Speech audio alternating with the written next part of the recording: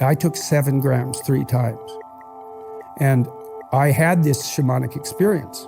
It was unbelievable, and I don't even know how, I have no idea how to make sense. 한국에서도 유명한 세계적인 심리학 교수죠. 바로 조던 피터슨 교수도 이 마약을 복용한 경험이 있다고 팟캐스트를 통해 밝혔습니다. 바로 사이키델릭으로 불리는 환각제인데요. 누군가는 사람을 미치게 하는 약물이라고 말하며 누군가는 인류를 진화시키는 약물이라고 합니다. 그리고 현재는 기존의 제약회사에서 해결하지 못하던 여러 정신질환의 치료제로서 전 세계적으로 각광받고 있으며 연구가 활발히 진행 중이기도 합니다. 과연 무엇이 진실일까요? 그래서 이번 영상에는 사이키델릭, 즉 환각제가 해외에서 어떻게 쓰이고 있는지, 우리의 가까운 미래에 직간접적으로 어떤 영향을 끼칠지, 이에 대해 저명한 학자들은 어떻게 연구하고 어떻게 평가하고 있는지에 대해 준비해봤습니다. 영상 시작하기 앞서 사이키델릭 약물에 대한 맹목적 환상이 생기지 않기를 당부드립니다. 토론토 대학의 심리학 교수인 조던 피터슨 교수의 강연으로 사이키델릭 약물에 대해 살펴보겠습니다.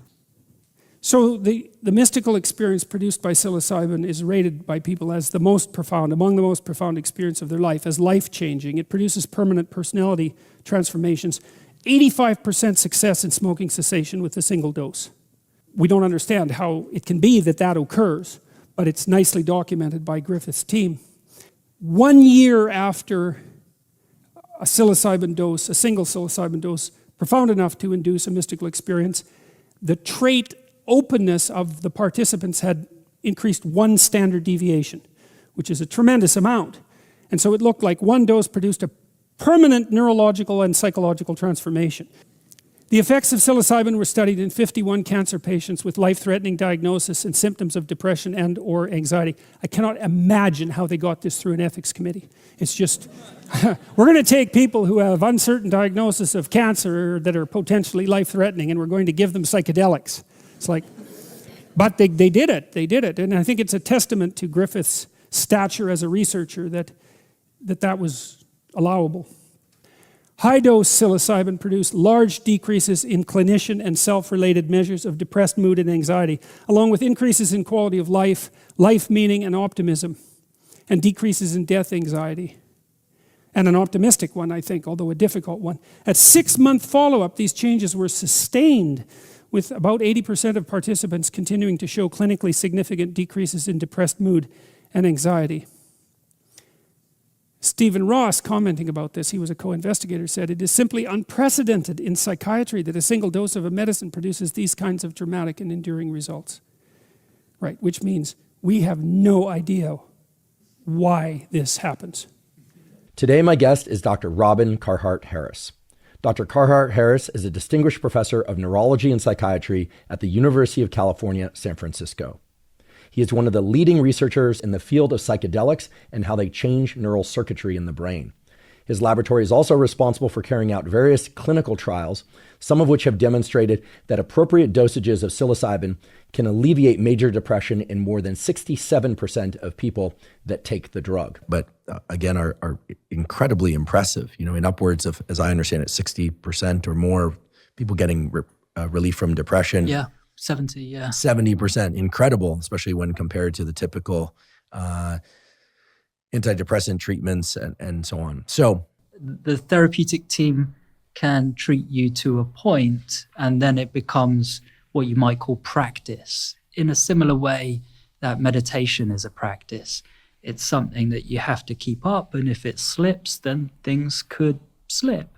And that's the way it is. Or you have another psychedelic treatment, So people have even used this term of practice in relation to psychedelics, where there's a psychedelic practice, like there's, a meditation practice. But I'm using meditation intentionally here because I actually think that meditative practice, spiritual practice, elements of spiritual practice could be a very important complement to psychedelic therapy. The meditation, the mindfulness, the ability to, yes, be present-centered, but also present-centered and accepting. So if things come up, you can watch and process and then let go. That holy grail of mindfulness. Yeah, You know? true of the classic psychedelics. It's also true, very true of MDMA therapy for post-traumatic stress disorder. It's really giving you a leg up, making it easier to do very, very difficult work, going back to a trauma, trying to digest it, process it, integrate it. So it's such an essential component of the treatment model.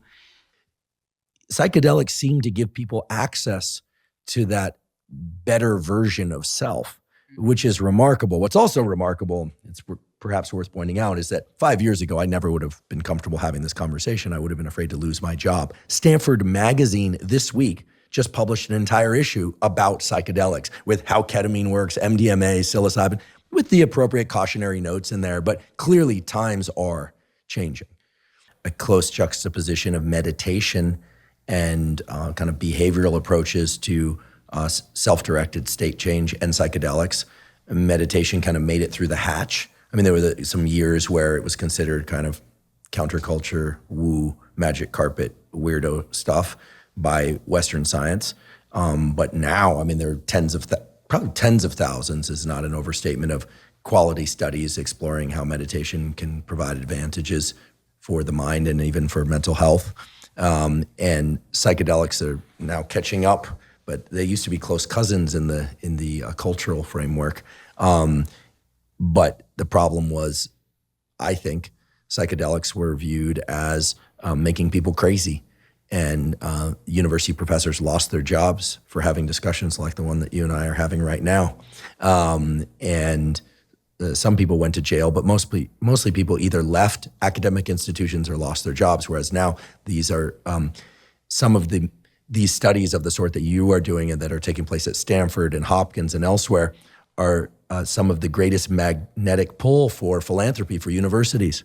Donors are very interested in supporting these sorts of studies because they and their family members and people they know suffer from psychiatric illness for which the current big pharma approaches simply have not worked. So it's sort of interesting to me that what once was seen as kind of poison is now being viewed as a potential therapeutic. It's not just interesting. I think hopefully it speaks to the evolution of the human species. People seem to be becoming more open-minded about becoming more open-minded. Right, yeah, that's a good one. Yeah, but it won't be an easy road forwards. But let's hope. We've got to hope that it succeeds, because I would say it's more that the treatments haven't moved. They haven't really progressed. They haven't got any better since the 1950s, more or less. And new drugs have been more of the same. So there haven't been any paradigm shifts. And that's why I get a little impassioned when I talk about psychedelic therapy and that point that this is something different. It's not, a drug every day. That system, it's not cutting it, Do we really want to keep on with that system? Sure, not everyone will want to trip, and that will terrify some people so much that they'll just want to be on their Lexapro or a non-psychedelic or whatever. And of course, you should be allowed to have those options, of course. And the more options, the better. But I think there's great value in really understanding what psychedelic therapy is. And I think when you do, you realize that it is a major paradigm challenge on many levels. And the fact that it's different might be its greatest appeal at the moment, I think. Well, I am certainly grateful for your passion for the potential for psychedelics to be added to the array of potential treatments. 저는 사이키델릭, 즉 환각제에 관련된 컨텐츠를 종종 올리고 있는데요. 응원해주시는 댓글이 굉장히 많습니다. 반면에 갑론을박도 많이 펼쳐집니다. 그중 저에게 가장 많은 질타가 쏟아지기도 하죠. 마약을 홍보하냐, 미쳤냐, 사이비냐, 뭐 reptilian이냐 이런 분들도 있었던 것 같아요. 제가 사이키델릭과 같은 환각제에 대한 컨텐츠를 만드는 이유에 대해서도 조금이나마 말씀드리려고 합니다. 우선 제가 병원에서 처방받았던 약물에 의존했던 삶을 살았었어요. 즉 대형 제약회사에서 만든 항우울제나 범불안장애, 우울증, 수면장애 등등 주변에도 꽤나 많이 있습니다. 그것이 얼마나 고통스러운지 알기 때문에 항우울제 같은 의존성 있는 치료제만 쓰이는 것보다 부작용이 더 적거나 더 많은 선택지가 인간에게는 제공되어야 된다고 생각을 합니다. 그리고 작년 중순에는 중마고 중 한 명이 저에게 이런 카톡을 보내왔었어요. 제 이름을 말하면서 너도 수면제 먹어? 라고 물어봤던 적이 있었죠. 그리고 2주 뒤에 그 친구는 약 한 통을 위장 속에 털어놓고 스스로 목숨을 끊었습니다. 물론 그런 사건이 약 때문만이라는 것은 아닙니다. 그렇기에 더 많은 선택지가 제공되어야 된다고 생각하는 거죠. 왜냐면 제 친구가 처방받았던 수면제와 항우울제 같은 약품들이 효과가 없었다는 뜻으로 해석될 여지도 충분히 있다고 생각을 해요. 뿐만 아닙니다. OECD 국가 중 자살률 1위, 행복지수 최하위, 그래서 한국은 더더욱이 사이키델릭이 치료제로서 연구가 진행되어야 된다고 생각합니다. 하지만 한국에서 이런 컨텐츠를 제작하고 알리는 행위에 대해서 부담을 종종 느끼고 있어요. 그래서 이 주제에 대해서 다룰 때는 많은 고민이 필요하기도 한 것 같아요. 모두 다 다르게 받아들이시는 것 같더라고요. 긍정적인 반응이 대다수이긴 해도 부정적인 분들도 꽤나 있습니다.